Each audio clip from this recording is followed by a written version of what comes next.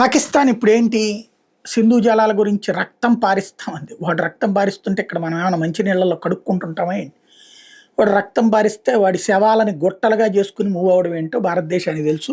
లొంగిపోయినటువంటి పాకిస్తాన్ సైన్యాన్ని 90,000 మందిని అడిగితే చెప్తారు భారతదేశం సత్తా ఎంత ఏంటి అనేది.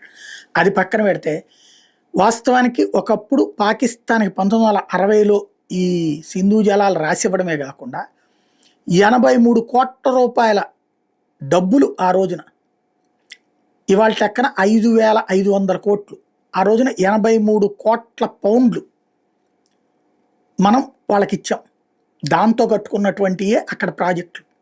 ఇప్పుడు అక్కడ ఏమంటున్నారు పాకిస్తాన్కి సంబంధించినటువంటి మీడియా, నీళ్లు లేకపోతే ఎట్లాగా, మానవత్వం ఉండాలా భారతదేశానికి అంటూ కొత్త ఉపన్యాసాలు చెప్తున్నారు. అంటే అర్థం ఏంటి, అక్కడ ఏదో జరుగుతోంది అన్నటువంటి భయం అయితే కనబడుతోంది.